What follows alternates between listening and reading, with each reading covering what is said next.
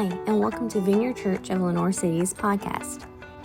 Thanks for joining us here, but know that we'll love to see you in person. We meet at 10 a.m. every Sunday at North Middle School in Lenore City. Come a little early for coffee and prayer. You can also visit us online at vineyardlc.com.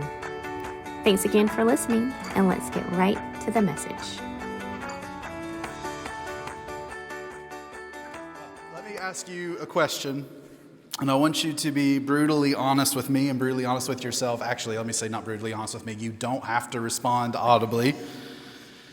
But how do you typically decide whether or not a worship service was good? How do you typically decide, how do you typically assess whether or not worship was good? Maybe it's you felt something, whether something moved in you, whether you left differently than when you came in. Maybe it's the songs, whether these were ones you knew, ones you loved, ones that just hit the right way when the band started up. Maybe it's the energy in the room that you feel whenever the band was on and that build and that moment came together. And if all of that landed perfectly, you walk out of these doors, you walk out of these rooms thinking, worship was great today. Or if it didn't land on any of those things, you walk out thinking, worship was a little flat today. Now, here's what I want to gently push on, because I'm not asking that question to make anyone feel bad. I'm not saying this to shame anyone. I'm asking it because I think most of us, if we are being honest with ourselves and honest with one another, we have been trained to evaluate worship the way that we evaluate a restaurant. Was the experience good? Did I enjoy it? Would I recommend it to someone else? We've become consumers of something that we were actually meant to participate in. And I get it, because we live in a world that has trained us to consume absolutely everything. We consume entertainment, we consume the news, we consume social media, we consume food, and somewhere along the way, we've started consuming church. We show up, we assess the product, and we decide whether or not it meets our needs that week. And nobody told us that's what we were doing. It just happened. Gradually, slowly but surely, quietly, until one day worship became something that happened to us rather than something we brought ourselves to. But here's what I keep coming back to, and this is what's underneath everything we're going to talk about this morning. If the God of the universe, the God who made the beautiful mountains that are out here and the sea and everything in them, is actually present, is present in the room, is present in us, as we talked about last week, then the question of whether worship was good is almost besides the point. The only question that ultimately matters is whether we showed up or not to worship. So this morning, I want to do something that I think could actually change the way that we experience worship. Not just today, but every time that we walk into a room like this one, every time we gather together on Sunday mornings or Wednesday nights, or if you go to youth, or if you're in a small group. I want to show you from Psalm 95 what praise and worship actually are, what they're not, and what we lose when we treat them as optional. Because the psalmist has something to say that goes a lot deeper than just song preference. So if you have your Bibles, let's go to Psalm chapter 95.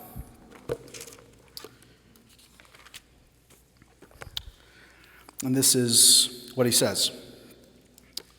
Come, let us sing for joy to the Lord. Let us shout aloud to the rock of our salvation. Let us come before him with thanksgiving and extol him with music and song. For the Lord is the great God, the great King above all gods. In his hand are the depths of the earth, and the mountain peaks belong to him. The sea is his, for he made it, and his hands formed the dry land. Come, let us bow down and worship. Let us kneel before the Lord our Maker, for he is our God, and we are the people of his pasture, the flock under his care. Today, if only you would hear his voice, do not harden your hearts as you did at Meribah and as you did that day at Massah in the wilderness, where your ancestors tested me. They tried me, though they had seen what I did. For 40 years I was angry with that generation. I said, they are a people whose hearts go astray, and they have not yet known my ways. So I declared on oath in my anger, they shall never enter my rest. The first thing that we learn about praise, or the first thing that we learn in this passage, is that praise is a celebratory response to God's greatness. Praise is a celebratory response to God's greatness. Praise focuses primarily on the big picture. You can notice that as the psalmist, most likely David, writes the psalm, he's focusing on the big picture. He's looking at the mountains, he's looking at the sea, he's looking at everything, and he's focusing on that. And the question there ultimately is, who is God? Who is God? And it's when we finally are able to begin to wrap our mind around who God is, and not only who he is, but what he's done, we begin to get a proper view of praise. We begin to see that praise, celebration, is the only response to that. But it goes beyond just seeing the big picture. It then moves into praise being corporate. What has he done for us? You see, these psalms are not written just to individuals. This was not an individual songbook that David was writing. This is the hymn book. Psalms is the hymn book of the people of Israel. It's the hymn book of the early church. They didn't have Vineyard Worship, and they didn't have Hillsong, and they didn't have Maverick City, and all the best worship teams that you can think of. They had the psalm book. And it was in the psalm book, in the singing, they were not only looking at the big picture out there, who God is, they're also looking inward corporately at the people of Israel and asking the question, what has he done for us? See, praise primarily has three layers: who God is, what has he done for us, and then praise is also about the person. What has he done for you specifically? Who is he? What has he done for us? And then who is he to me? And unless we have a proper perspective on these three questions, it's no wonder some of us have a hard time praising. It's no wonder that some of us have a hard time beginning to enter into praise and worship. I want to go to 2 Samuel chapter 16. If you have your Bibles, I didn't put this up on in the slides. 2 Samuel chapter 16.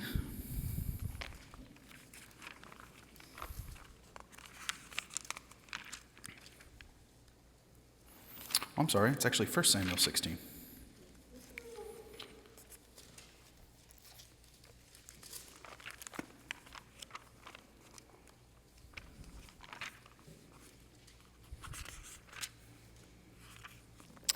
I'm wrong again. It's actually 2 Samuel 6, verses 16.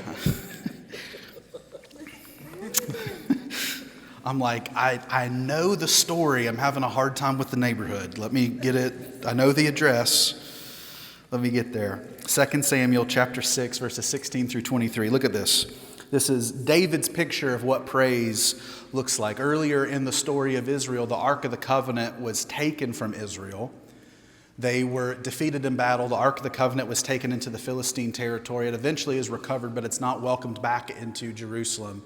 And so when David becomes king, one of the first things he does is he wants to restore the presence of God to the people of Israel. He wants to restore the Ark to Jerusalem. And so David goes and he gets the Ark and he begins to bring it into Jerusalem. And this is what it says starting in verse 16.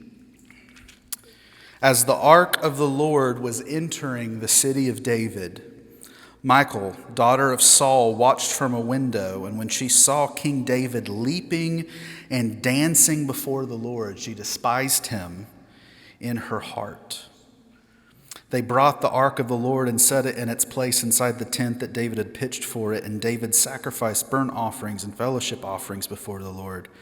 After he had finished sacrificing the burnt offerings and fellowship offerings, he blessed the people in the name of the Lord Almighty. Then he gave a loaf of bread, a cake of dates, and a cake of raisins to each person in the crowd of Israel, both men and women, and all the people went to their homes.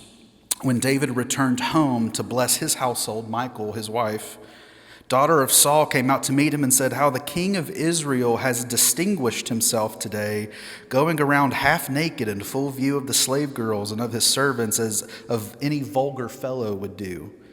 David said to Michal, notice this, "It was before the Lord who chose me rather than your father or anyone from his house when he appointed me ruler over the Lord's people Israel, and I will celebrate before the Lord. And I will become even more undignified than this, and I will be humiliated in my own eyes. But by these slave girls you spoke of, I will be held in honor." So David's praise is rooted in what God had done for his life, and what God had done in his life. I want to show you guys a video real quick. I'm not super active on TikTok and Instagram and all that stuff. I get on there every now and then, and usually what I end up seeing, because I'm not on there that often, usually the first thing I see is what's trending. It's like the For You page, and I get to see what has like thousands of comments and thousands of likes on it. And the other day I was scrolling on there and I came upon this video. It was just a church service, beautiful church service. And I noticed, I was like, well, this just looks like a regular church service. Why does it have, I think at the time it had like 60,000 comments on it. And so I clicked the comments and I began looking through it. But I want to show the video first, then I want to tell you what was on the comments.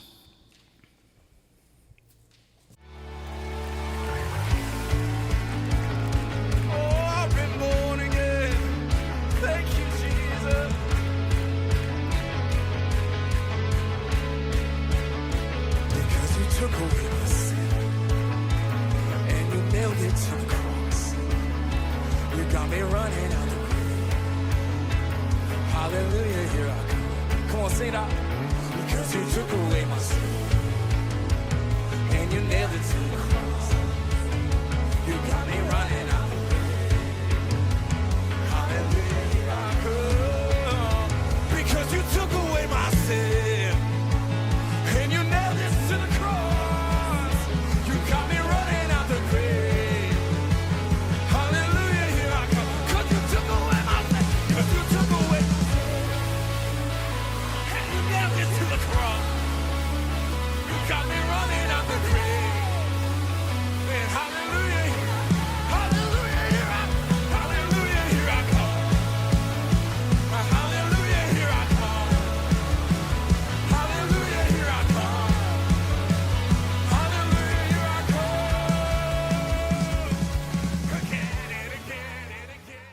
That's good. Can anyone guess why this video went viral? The video went viral because a bunch of Christians started commenting on it that this is not praise.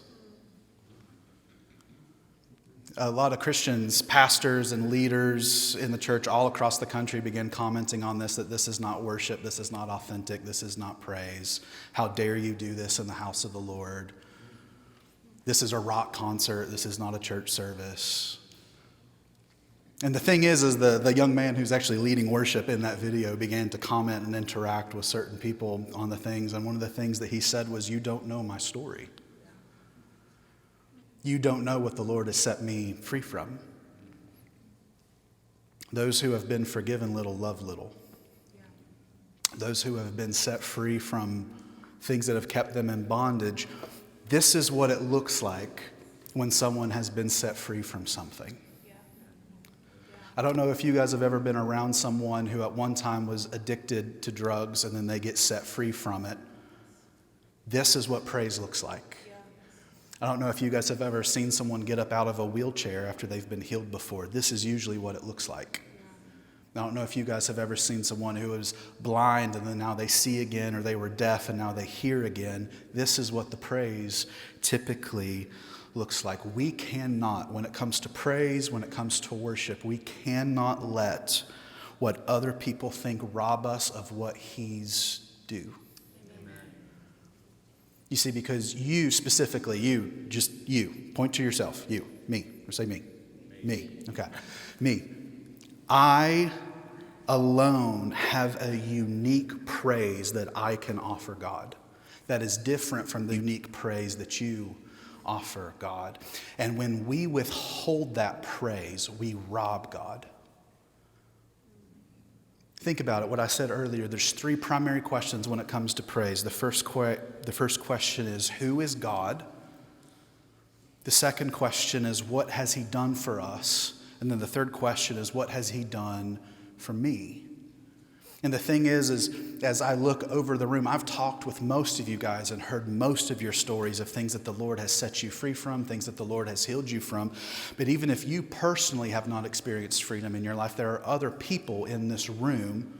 And because they are in this room and they call VCLC home, that story becomes a part of your story. We have reason to praise. There are people in this room right now that should not be in this room right now, if you know what I mean. Yeah. There are people in this room right now who years ago were either strung out on drugs, who were addicted to alcohol, who were in the throes of affairs, who were in the throes of addictions. There are people in this room right now that if God would not have acted on your behalf, you would not be here right now. And the question we have to ask ourselves is, who is God? What has He done for us? And then what has He done for me personally? We are each unique, and the praise we express to God is unique. And when we don't express it, we rob God. So that's praise. There's a picture of praise. And I'm not going to get into specifics of, praise is clapping your hands, and praise is stomping your feet and twirling around and dancing. You praise how you want to praise. You worship how you want to worship. And if somebody has a problem with it, send them to me. One of the things that people were commenting on that video was, that's not decent and that's not in order. How dare they do that in the house of the God? And so finally pastors started commenting and being like, if this was in my church, I would approve of it, and therefore it is decent and in order. Feel free to praise God and worship however you want to. Let's move on to worship. He says, come, let us bow down in worship. Let us kneel before the Lord our Maker, for He is our God, and we are the people of His pasture, the flock under His care. The second thing that we learn is that worship is an intimate response to God's goodness. Praise is a celebratory response to His greatness. Worship is an intimate response to His goodness. You see, worship is an old English word, and it means worthship. Worship comes from the word worthship, and it means to ascribe worth, to ascribe honor, and to ascribe value.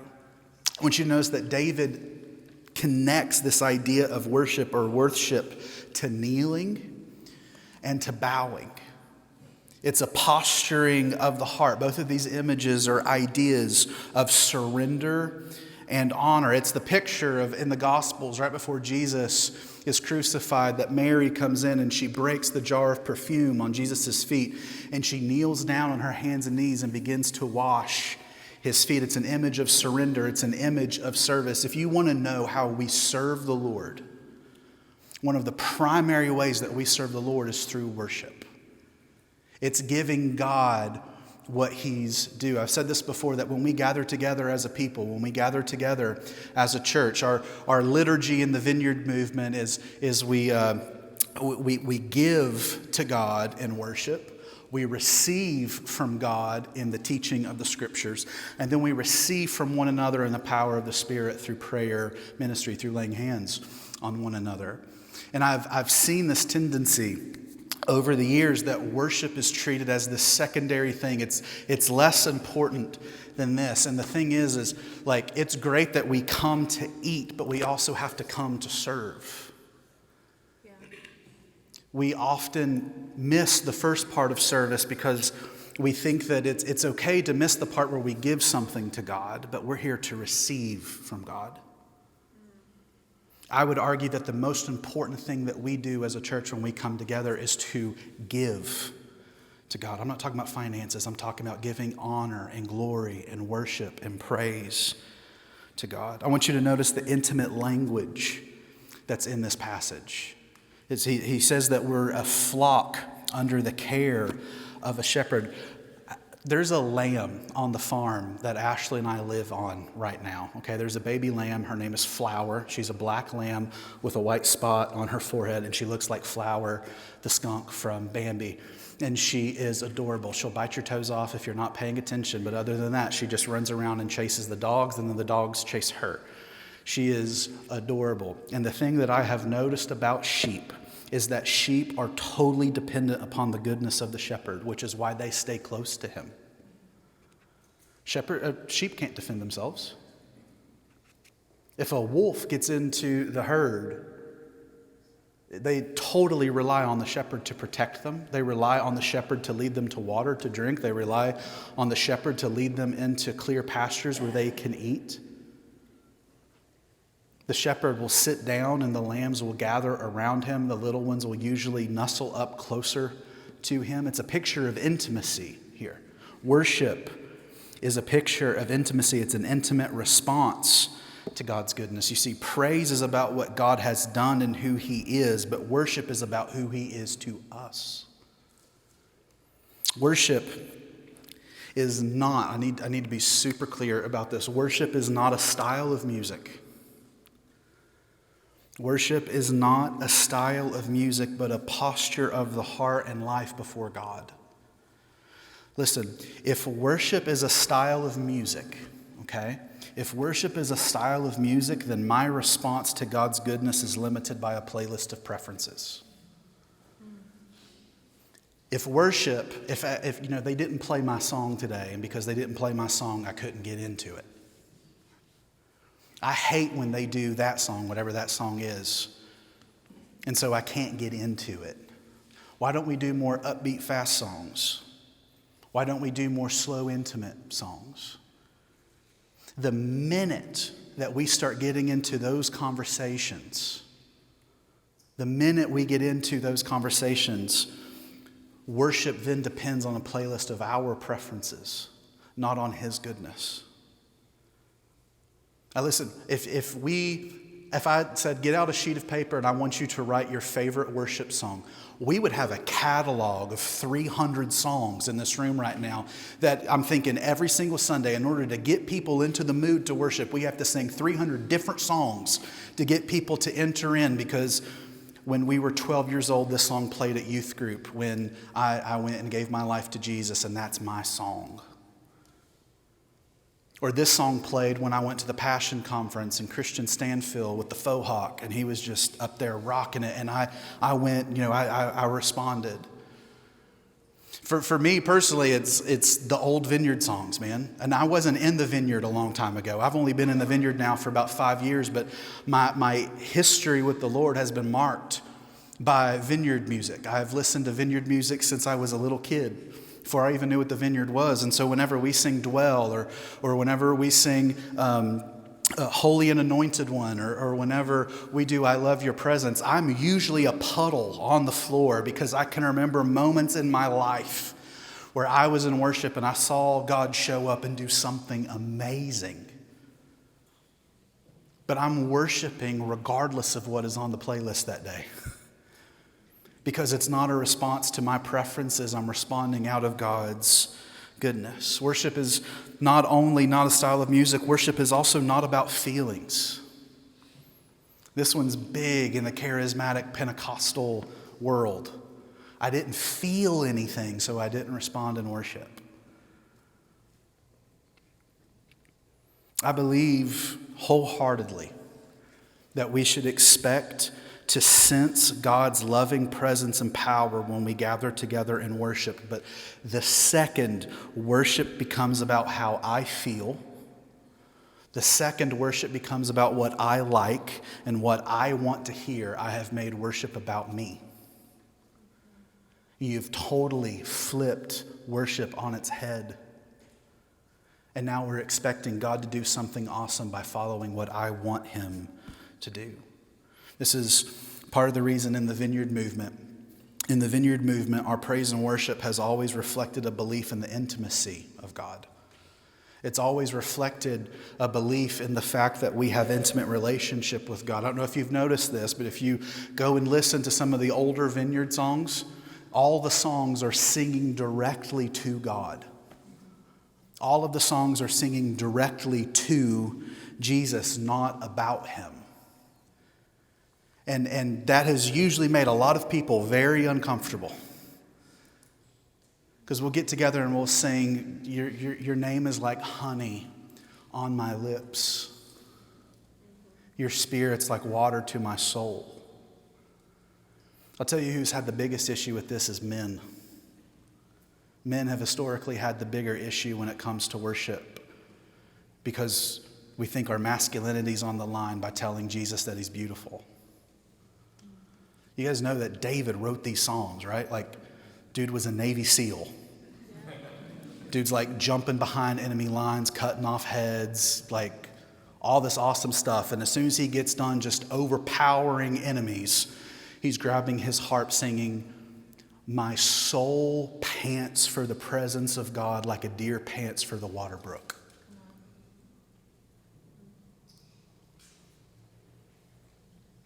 Take not your Holy Spirit from me. There's a clip that went viral of Brandon Lake, and I love some of Brandon Lake's stuff, and he said that we need to stop with the intimate stuff in worship, and we need to start writing songs for Bubba.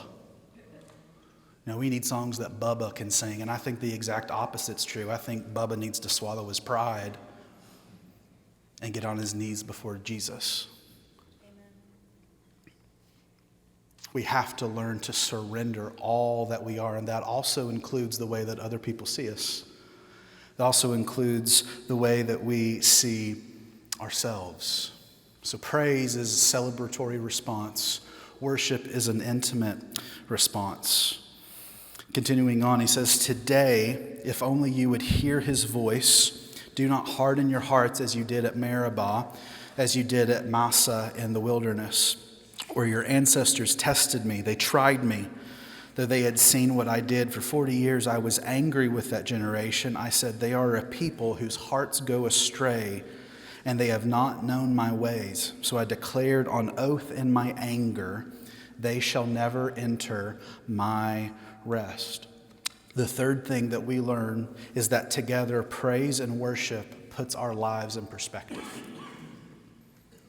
Praise and worship puts our lives in perspective.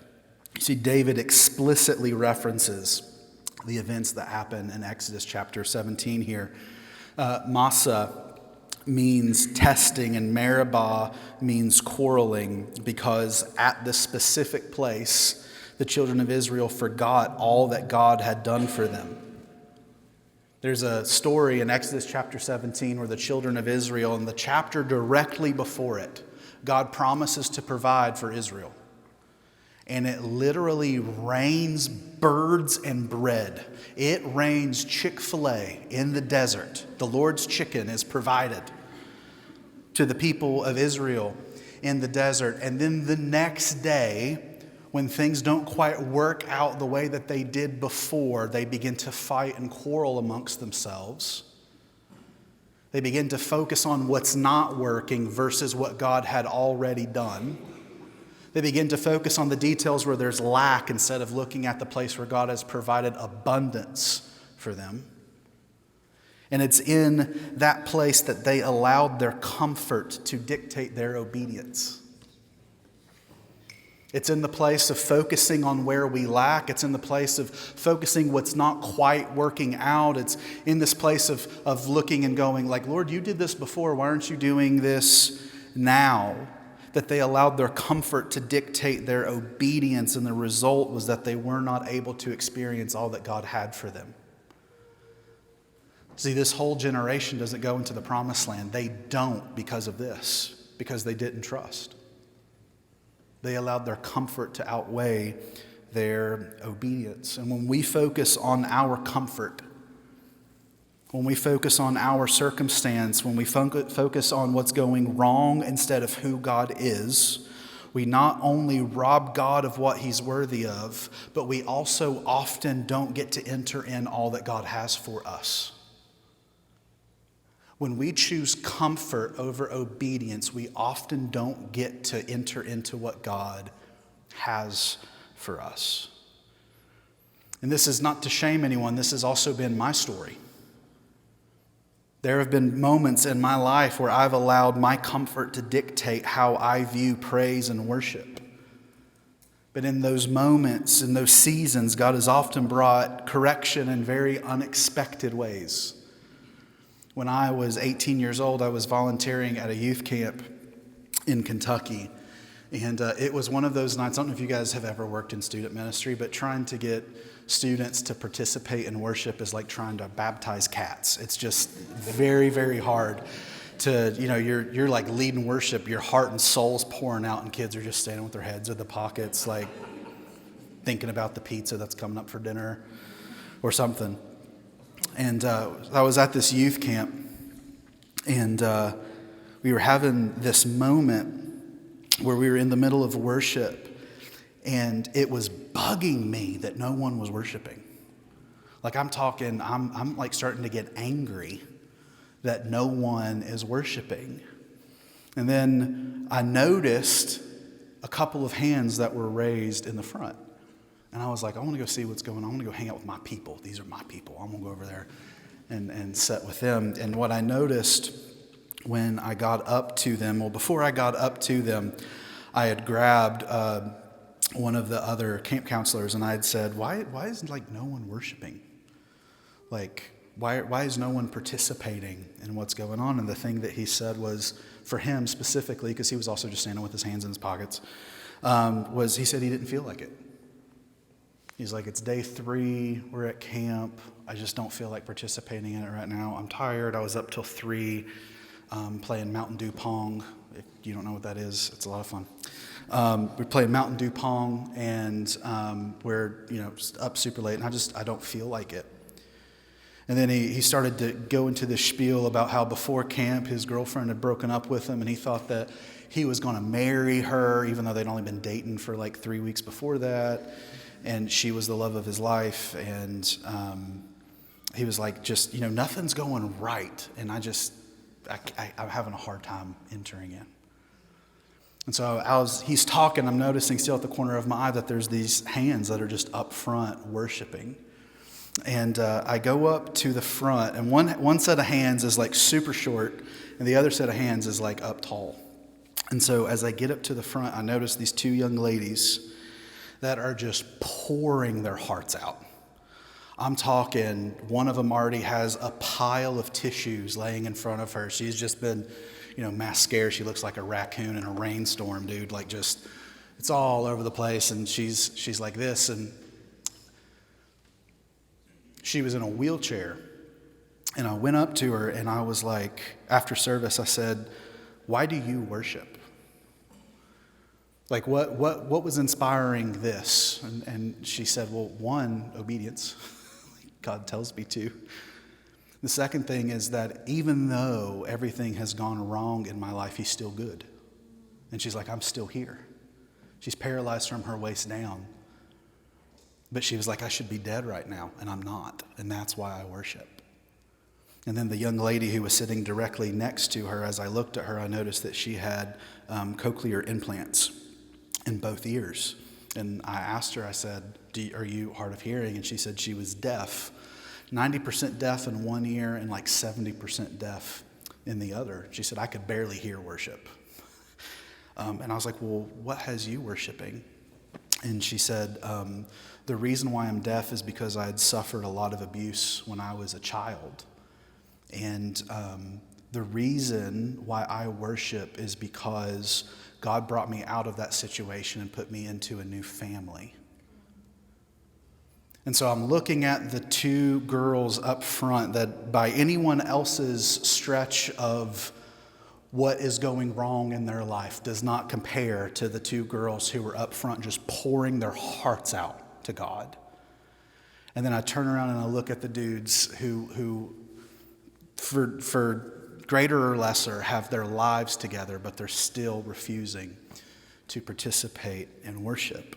And the question I want us to ask today, I want to leave us with this question, is what are we letting get in the way of giving God what he's rightfully due? What are we letting get in the way of giving God what he's rightfully due? God is great, therefore he deserves our praise. God is good, therefore he deserves our worship. And praise and worship together, if we don't participate in it completely and totally, makes us the center of our own universe.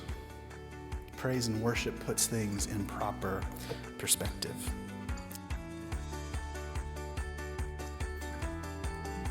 We hope this message encouraged you in your walk with Jesus. If it did, like, share, or drop a comment to help spread the word. And if you're in the area, we'd love to see you on a Sunday.